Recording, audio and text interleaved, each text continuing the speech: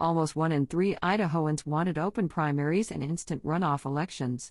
In the reddest patch of Cascadia, a sizable minority of voters wished for a system to thwart spoilers, promote cooperation, and allow participation beyond partisan labels. In Idaho, about 30% of voters saw room for improvement in the state's Pick One, closed primary voting system.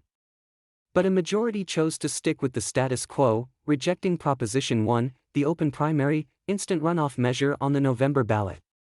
The proposed statute had an uphill climb despite support from many prominent Republicans. Others, including Speaker of the House Mike Moyle and Idaho Republican Party Chair Dorothy, came out against the measure. The opposition campaign's provocative messaging, including claims that Proposition 1 was a scheme to californicate Idaho's elections, likely also contributed to the measure's loss. Though pro-reformers outraised Proposition 1's detractors by over 8:1 according to the last round of reporting, it seems that the Yes campaign did not convince voters that a change was necessary.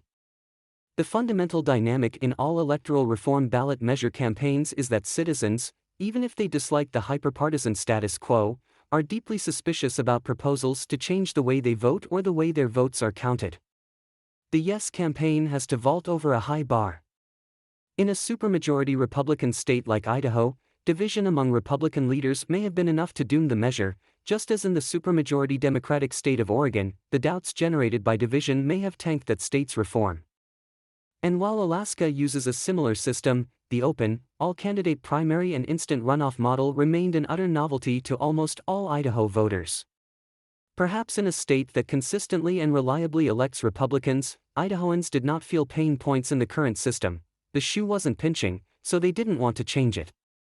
Some commentators speculated this was the case when Deep Blue Massachusetts rejected a ranked choice voting amendment in 2020.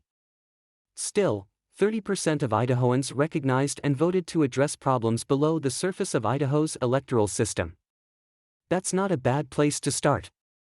Under the status quo, primaries exclude tax-paying citizens, candidates have incentives to campaign on personal attacks and culture war issues rather than policy, and the state is tiptoeing around a plurality winner pitfall that could elect a governor or senator with as little as 34% of the vote.